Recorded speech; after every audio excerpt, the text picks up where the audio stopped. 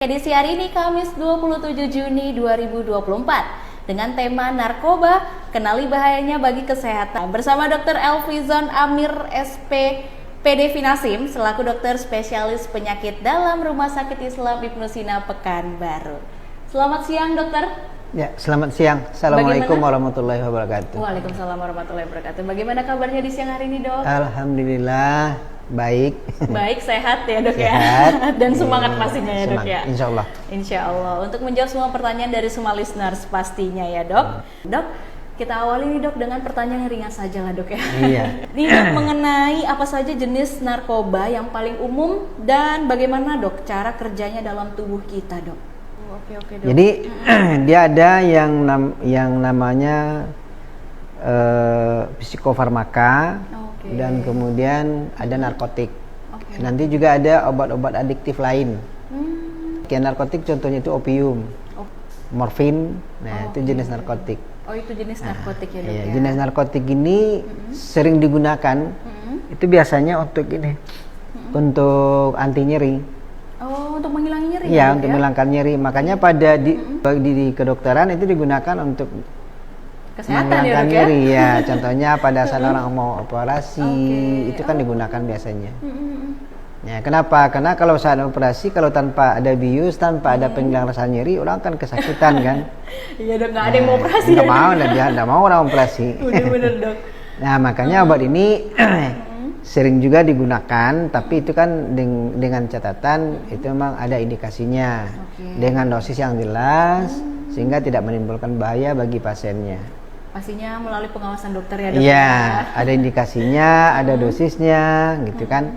Dan kemudian ada psikofarmaka. Kalau psikofarmaka ini kan biasanya digunakan untuk orang-orang yang mengalami gangguan kejiwaan.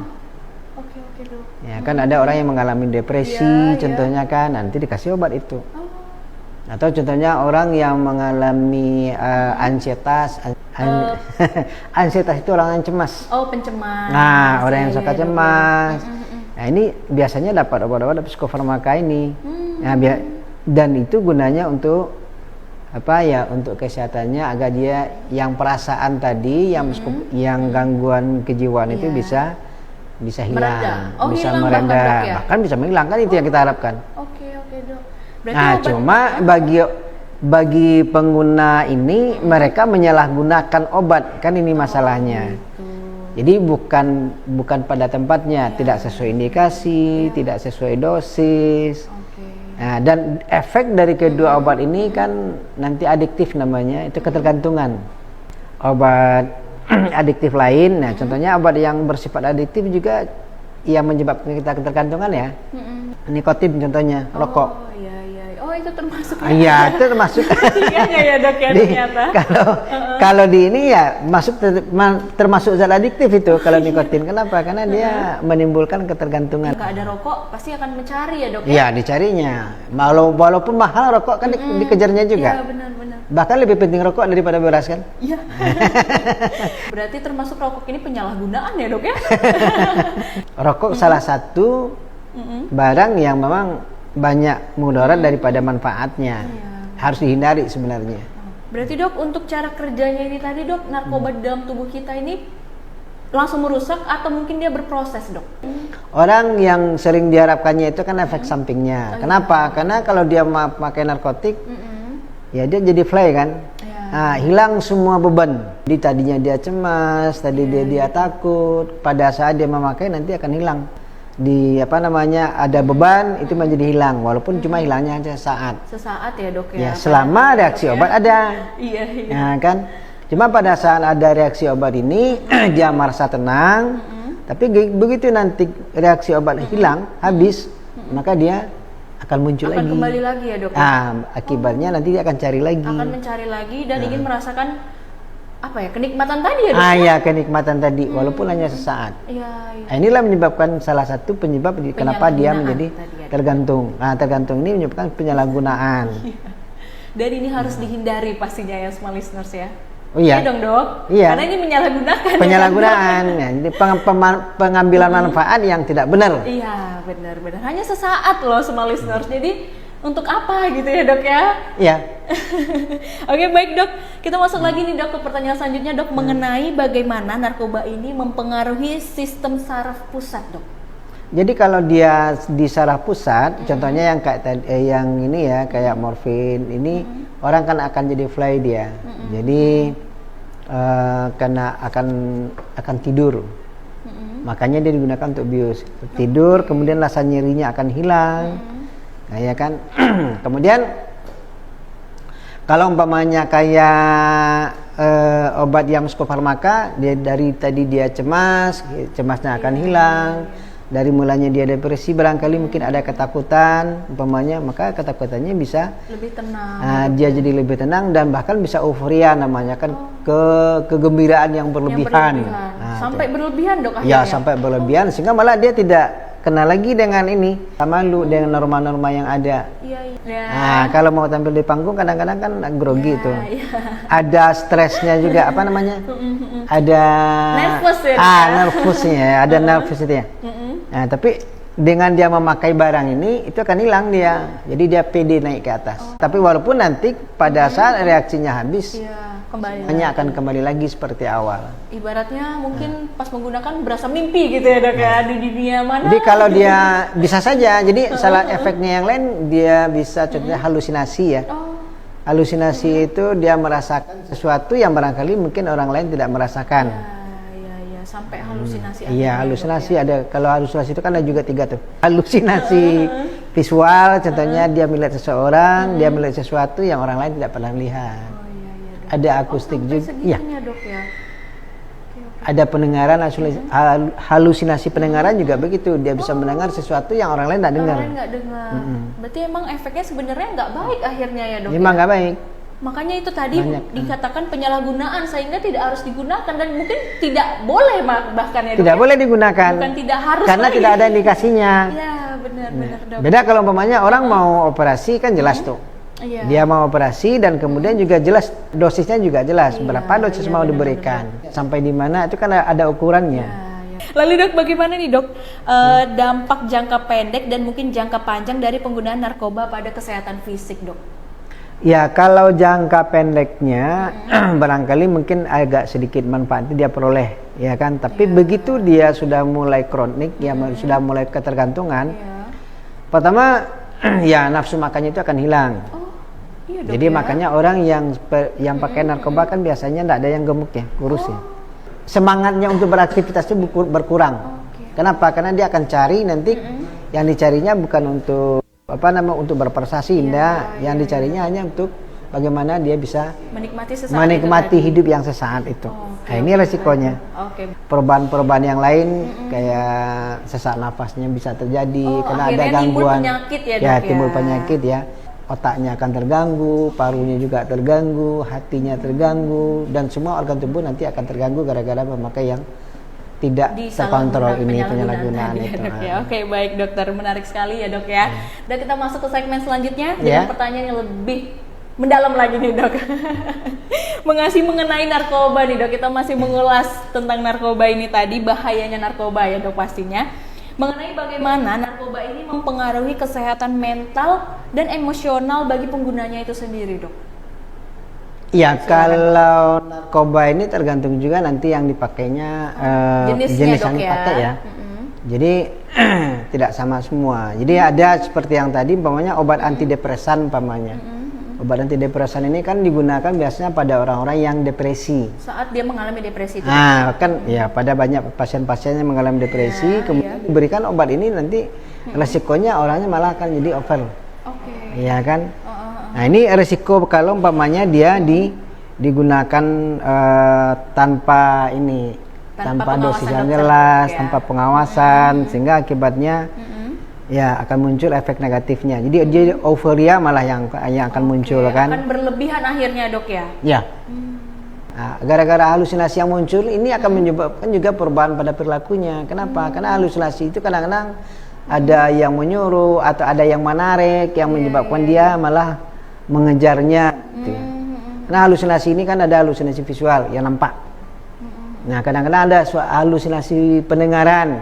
Nah, halusinasi pendengar ini ya terserah nanti apa yang dia dengar. Kadang ada dia yang didengar menakutkan, kadang yang dia dengar itu barangkali kalau enak ini nggak apa-apa lah. Tapi kalau yang dia dengar itu yang menakutkan umpamanya. Iya. Berarti emang kesehatan mental tuh ya udah tidak sehat lagi akhirnya ya, Dok? Enggak sehat lagi kayak orang gila ini kan. Iya, jadi kayak kita orang yang sehat melihatnya kayak gila nggak sih nih orang gitu akhirnya ya, Dok ya. Kita dalam hati mungkin berbicara gitu ya, Dok ya, melihat orang-orang yang mungkin menggunakan penyalahgunaan itu. Ya. Oke, Dok. Oke, Dok. Ini, Dok, mengenai apa saja gejala fisik yang muncul pada seseorang yang mengkonsumsi narkoba, Dok? Nah, kalau gejala fisik ya karena dia berpengaruh kepada semua organ tubuh kita. Jadi mulai dari organ kayak otak. Ya kan? Nah, kalau otak yang dipengaruhinya pertama adalah memori. Nah, jadi ingatan ya, Dok? Iya, ingatannya sehingga memorinya menurun, yang kecerdasannya kan jadi hilang jadinya.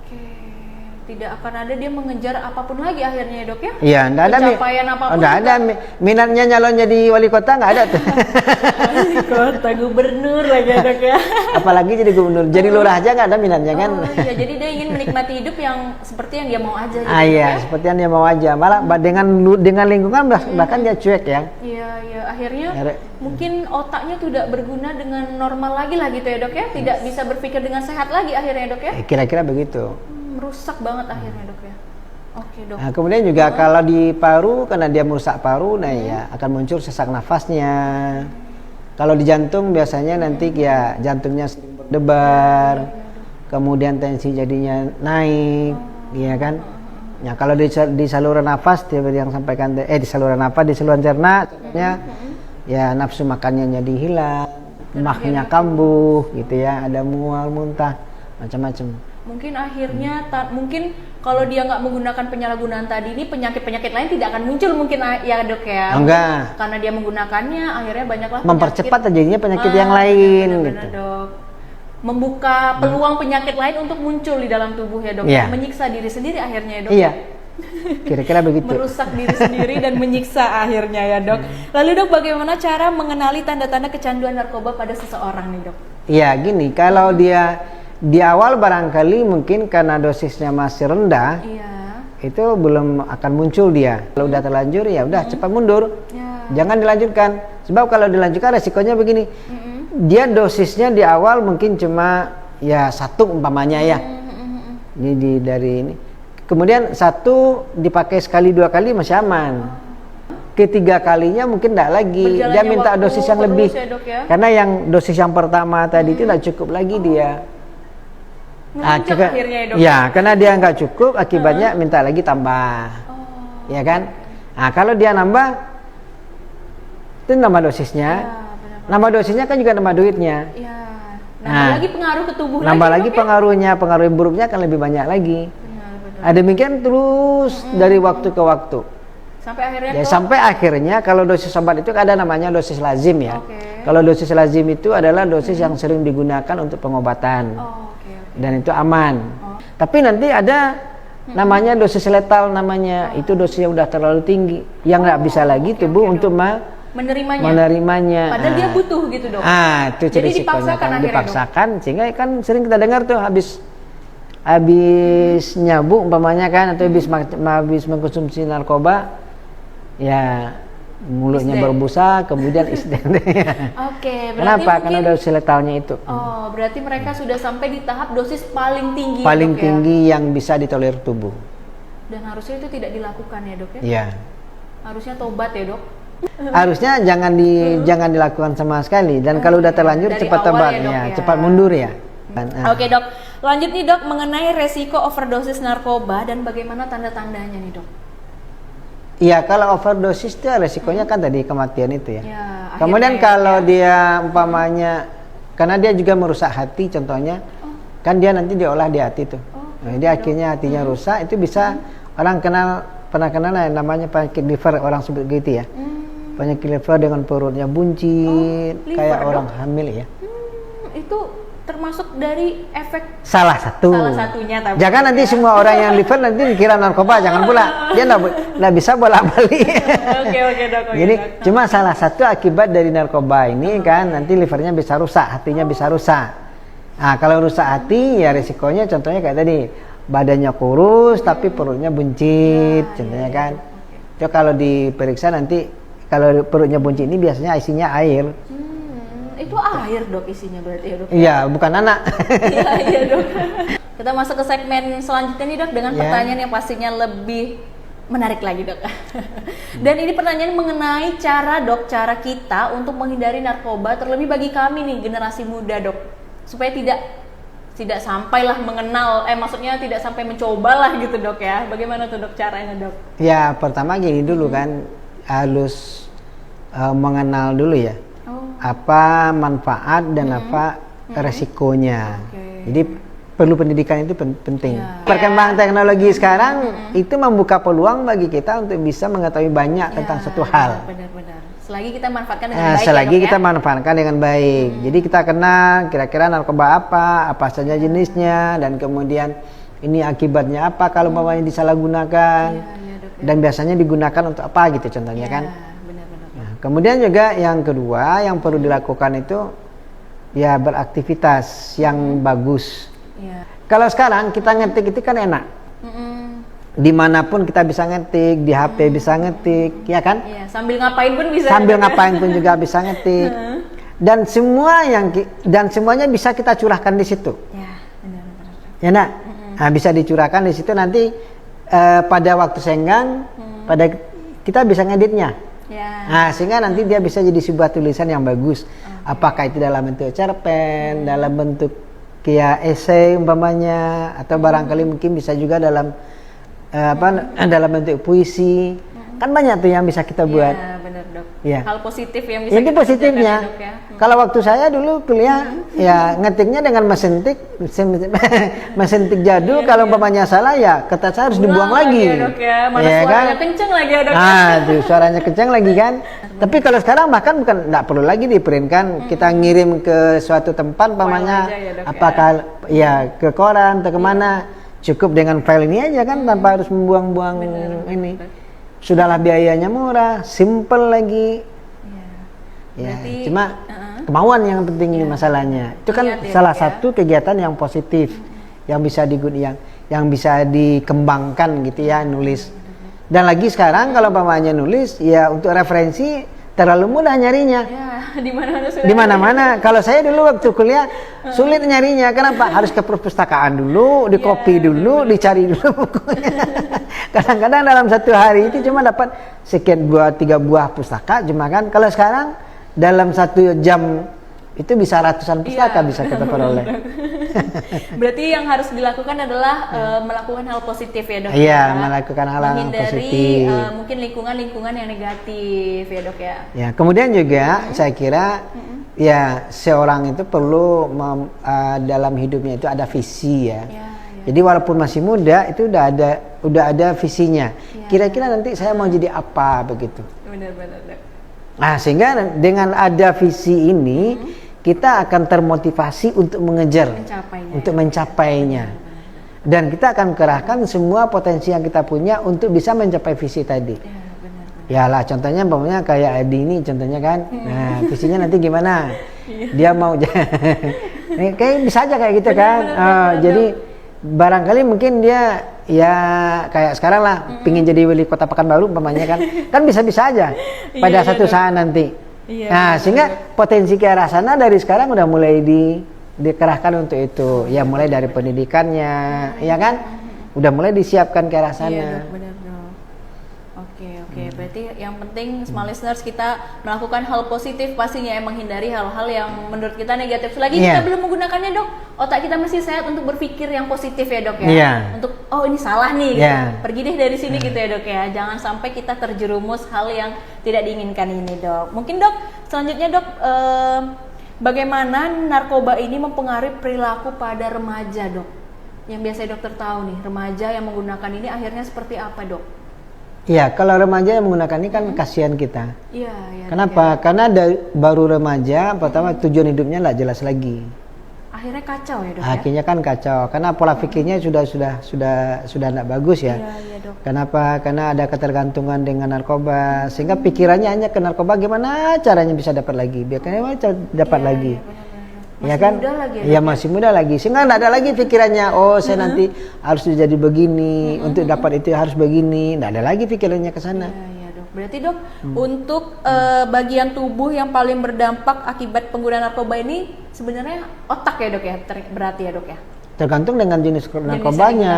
Ya bisa saja otak, bisa saja paru, bisa saja nanti ini kan lambung atau contohnya bisa juga hati. Tergantung nanti jenis. Bentuk tubuh juga ya dok ya? Kurus ya dok? Ya bentuk tubuh juga kan. Berarti dok, untuk semua jenis narkoba ini tadi kalau digunakan semuanya akan kurus dok? Atau mungkin ada jenis apa gitu digunakan akan mengembangkan badan gitu mungkin?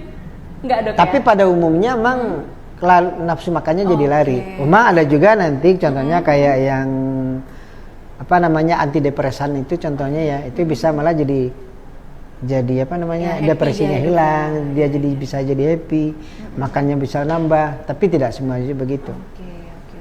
Oke dok. Lalu dok, selanjutnya nih dok, mengenai strategi efektif yang bisa dilakukan untuk membantu seseorang yang ingin berhenti menggunakan narkoba nih dok.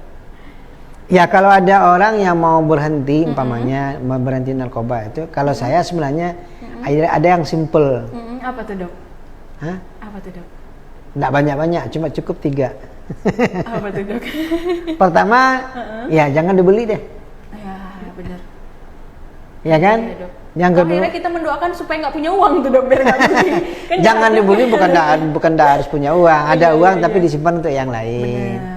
Digunakan untuk yang lain, kan contohnya gitu ya. Jadi jangan dibeli. Kemudian yang kedua, ya kalau dikasih orang jangan diambil. Ada yang sistem ngasih gitu berarti ya dok ya? Kan biasanya orang kan dikasih dulu teman-teman pemainnya kayak ada anak muda ya, kan.